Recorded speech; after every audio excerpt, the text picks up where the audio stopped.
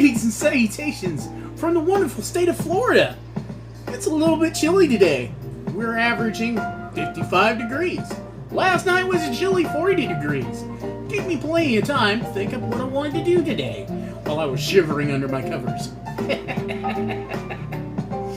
Alright, today I'm going to show you two methods. One that I started doing being a kid and being stupid and making plastic sculptures.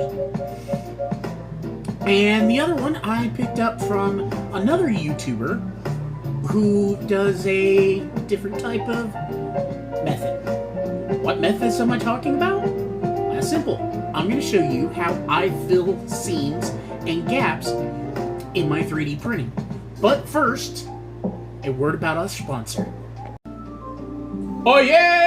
Pay heed to the herald as we announce the Gulf Coast Renaissance Fair, Saturday and Sunday, March 4th and 5th, 2023, held at the Santa Rosa Fairgrounds, Milton, Florida. Come with us as we journey back in time to celebrate and revel with entertainment of jousting knights, musicians, medieval fighters, falconers, Renaissance dancers, Arabian dancers, my personal favorite, jesters, jugglers, fire breathers, Renaissance music, minstrels, games of skill, and food and drink, and much more.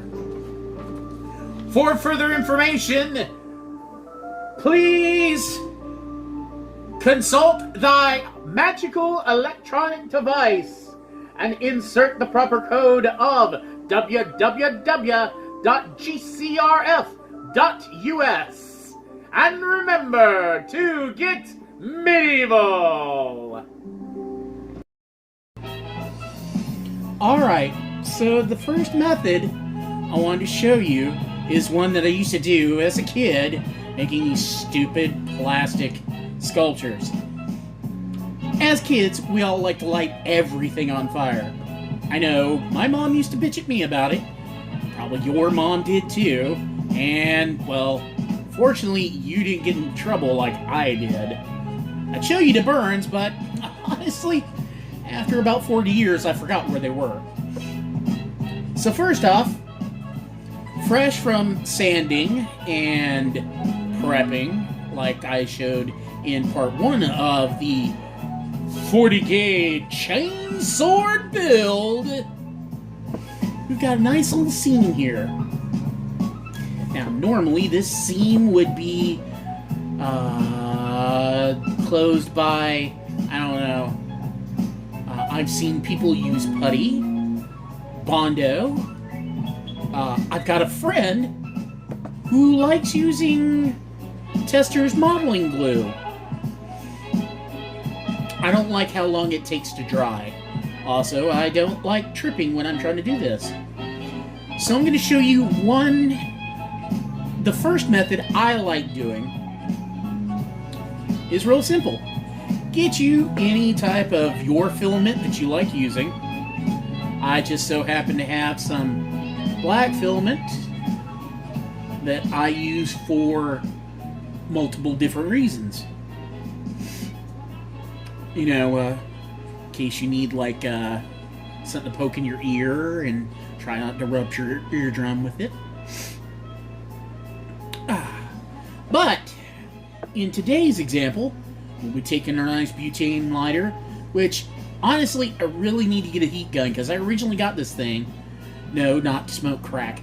I originally got this thing so I could get rid of slight strings and stuff.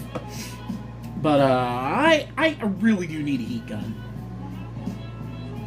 But for this, it works just fine. So what we're going to do here is we're going to light up our plastic, get it burning some, and we're going to use that to fill in the gap. Put some melted plastic down.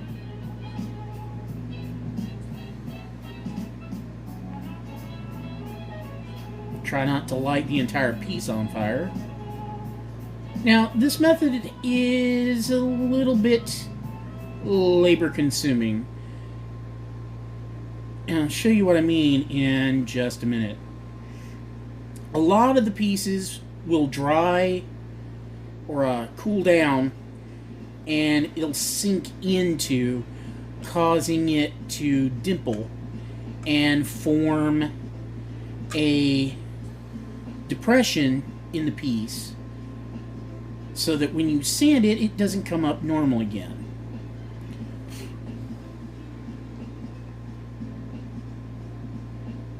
Let's see, I think I've got almost all of it.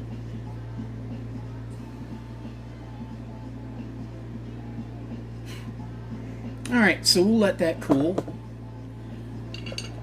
Take our little heating element, trying to space it out some. Okay.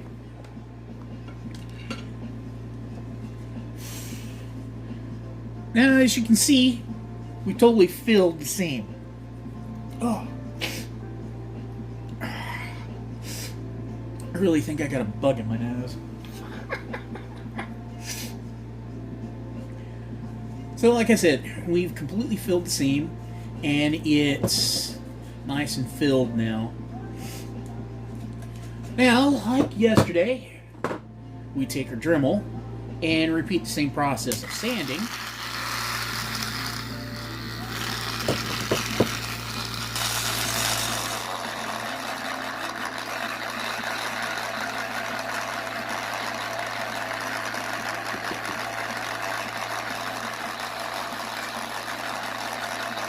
Now, one thing I want to stress here, why I do the quick motions, is that even on its lowest setting, you can wind up melting the plastic and deforming the entire part that you're working on. So your sanding drum can't stay in contact with the piece you're working on too long. Just long enough to sand away the excess, but not long enough to heat up the piece that you're working on and deforming the plastic.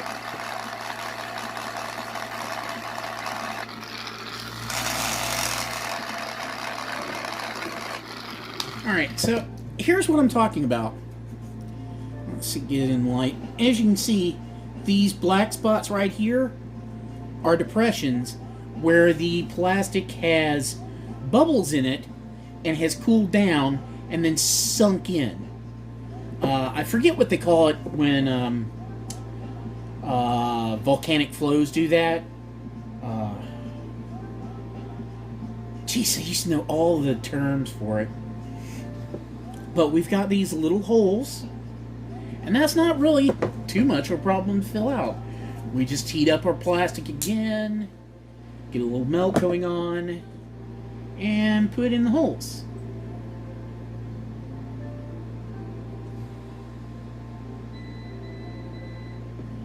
Now, depending on your process, depending on what you're doing, you may have to do this several times.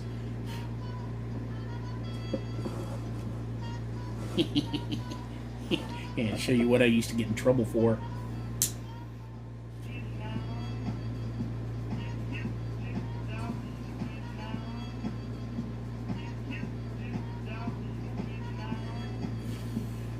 If you get them really good, they start making this weird noise like zoo, zoo.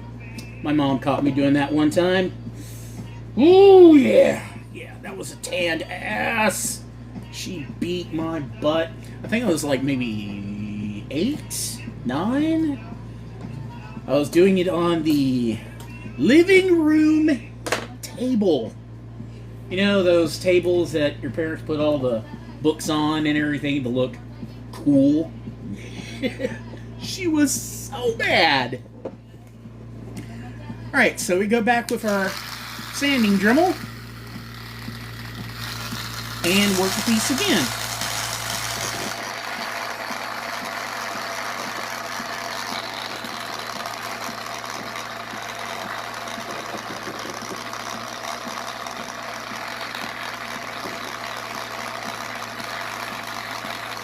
So we might have to wind up doing this multiple times.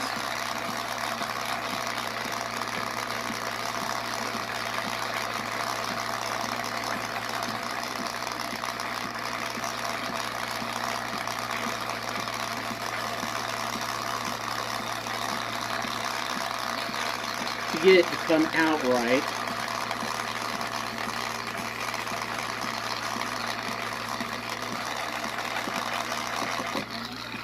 But eventually, this is going to look like this.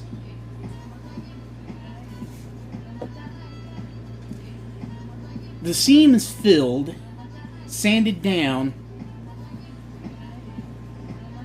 and once painted, all these layer lines that you can see, the gap line that you can see, will be totally covered up by the base paint, by your base primer paint. And you won't see any of this. All you're going to get is a nice smooth finish. Alright, now on to the second method. Second method that I saw on YouTube by another man that fills seams like this. I believe it's called plastic welding. And that's where you take your soldering iron and a length of PLA, simply place it against your seam that you want to fill, and just heat it up.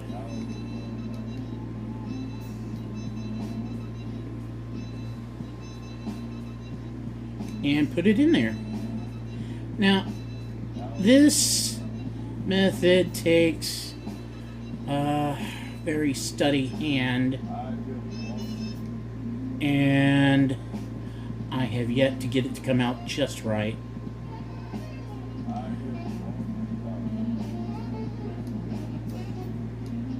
Because what you want is you want the gap filled, but you don't want to form divots, which are very easy to do.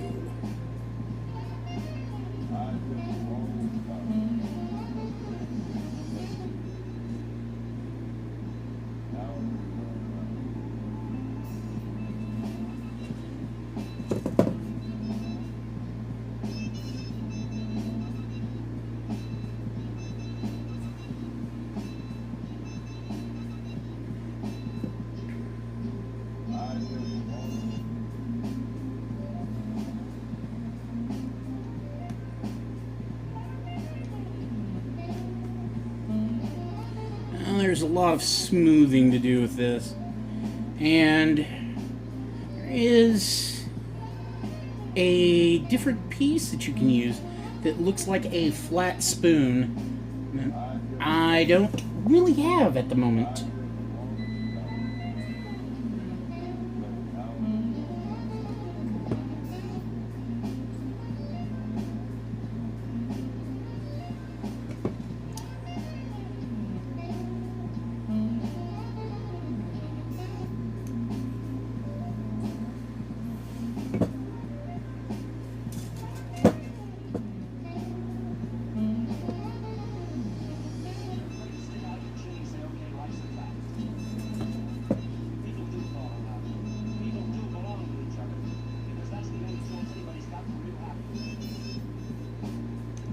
Alright, so there's our second method.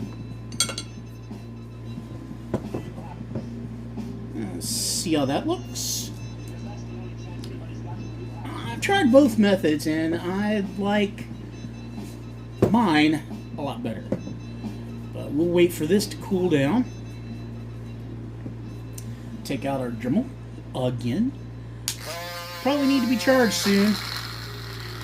So I love the cordless Dremel, but for continuous work, it's not all that great.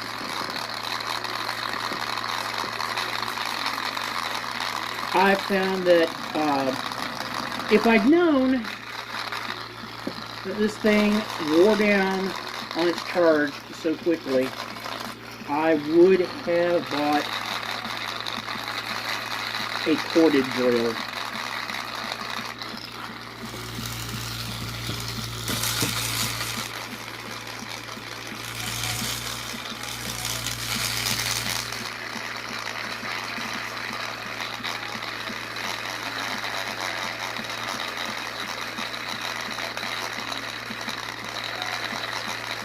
When sanding my seams, I prefer a circular method.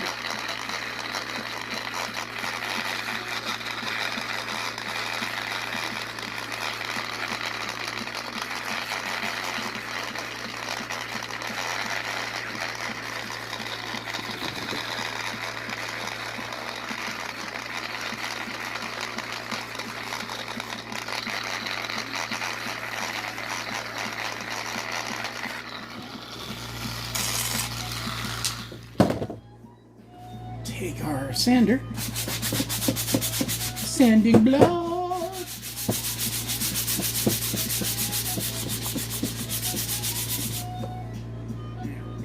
Do that bit.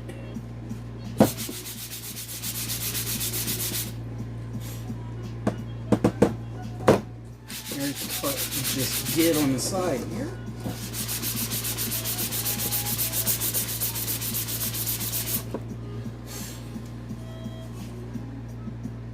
You can see a little bit more work I gotta do there. This first method, sometimes you gotta go over and over and over again. Drip some plastic, sand some plastic. Drip some plastic, sand some plastic. But eventually, you get a good look. Here's my other piece. The second method. So you can see there's still more sanding to do. I've got to level this out because I can still feel a little bit of bump here, but these are the two methods I mainly use to fill seams on mainly my cosplay props. There are other spots where these two methods just don't really work. For those, I'll use either Bondo or another type of gap-filling substance, like one I've been told works is wood putty. I can't wait to put this thing together. I have got a bag load of skulls to decorate with. A bag load of skulls! Yeah, originally, these were going to be on the sides of my table. I put together a gaming table for me and my pals, and I was going to make a lip around the outside of the table. And it was going to be covered in skulls. Look at that. I've got even more skulls. Got skulls and skulls and skulls. Ooh, yeah. My own unique Aquila. The Thunder Aquila. Got a rolling thunder wheel at the bottom. Thunder! Love the SCA. Love my little mercenary group. Well, I guess I should call it a big mercenary group. Originally founded by some wonderful combat vet bikers from, I think it was Vietnam, I believe. So anyways, as part 2, seam filling, gap filling, I've got a lot of the basic pieces almost completely assembled. After I get this whole thing together, I'll take some stills and I'll show off the whole thing, skulls and all painted up. I got a nice sized Aquila to put on the side of the thing, along with all the other skulls, the mini skulls, the micro skulls, and the big skulls. I'm going to cover the handle and skulls. I haven't decided whether I'm just going to put a skull, or I'm going to go down the edge here with a total line of skulls on both sides. Either which one, I'm going to put some skulls on this baby. Alright, ladies, gentlemen, beings, whatever you identify as. I hope this has been a little bit helpful for you. I hope you take away something from it. Or I hope you have the opportunity to call me an idiot. Whichever, I'm here to help you or make you smile, whichever one you want. In closing, remember to print whatever you want, but most of all, enjoy 3D printing. I'm Papa Jester. Remember to like, share, and subscribe to my channel and share my videos. And you have a good day.